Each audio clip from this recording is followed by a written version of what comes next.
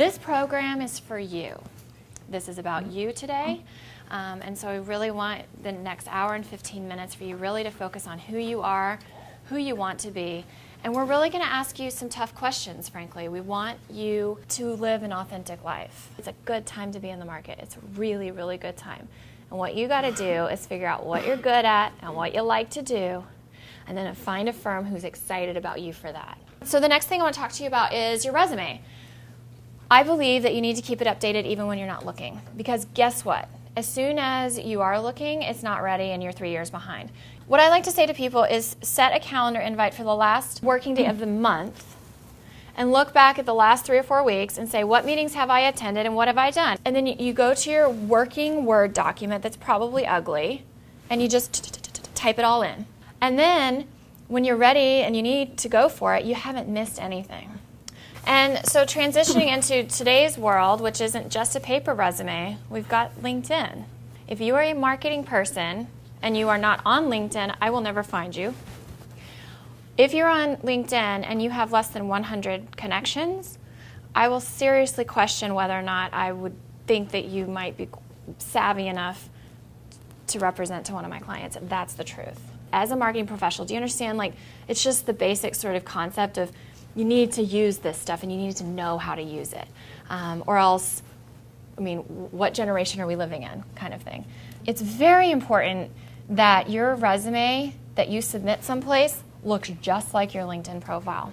The first thing an HR person will do, the first thing I do, look at it and I look for you online and I see, is it consistent? Are there typos? It's very easy to have no typos in your resume and then to have typos on LinkedIn. It's also very easy to not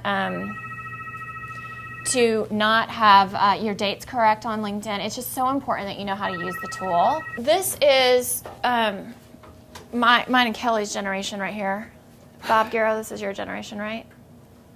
Silly string of a career path, right? Like it's like, but I'm there. This is the new grads of 2012, 2013. This is what, we're just going to straight up, right? So let me tell you, this isn't real. People think that it looks like this, but what it really looks like is this. And the reality of the situation is you take a lot of twists and a lot of turns before you figure out who you are and what you want to do. Let's talk about the nasty N word, networking. We need to be intentional about it. I also find being intentional in why you're networking can take the stress out of it. It is also far more respectful. You need that broader network. You need the strength of loose ties, right? That's a benefit of social media. You know, you used to have to keep a mail, God, how do you keep in touch with everyone? Pick up the phone, right? Send a letter. You can be, you have people's eyeballs all the time. Doesn't matter if you haven't talked to them in 6 months or 6 years, right? You can reconnect with them. So it's that career control because you never know when that next opportunity is going to come around. And heck, who knows when the next 2008, 2009 economically is going to hit again. Think about who's in your network. And if it's too heavy somewhere or you're like, oh God, it's only this, you now know what you need to do, right? That to me is a heck of a lot easier. You still got to go out and do it, but it's a heck of a lot easier than not knowing where to start. So understand who's in your network. Understand how it's behaving. Is it feeding you opportunities, right?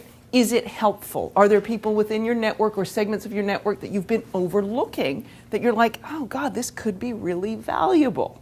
So one of the big things, if you want to stand out in big gap activity, because it is a big old gap, is that follow-up, right? And couple things I want to stress on this. You're going to make yourself stand out, right? And excuses like, oh, but it was a month ago. Doesn't matter. We all know how life and busy and things are, okay? It also is one of these things in terms of the follow-up activity. I'm going to use this in the sense of a follow-up where you've reached out to someone and you haven't heard from them. And how do you follow up again, right? I want to say this, in this day and age of overcrowded inboxes and overcrowded social media accounts and all the rest of it, okay, get comfortable with silence. And don't use silence as an excuse not to follow up or try and get an answer that you want. Until someone sends you some very definitive final answer, the door is never closed.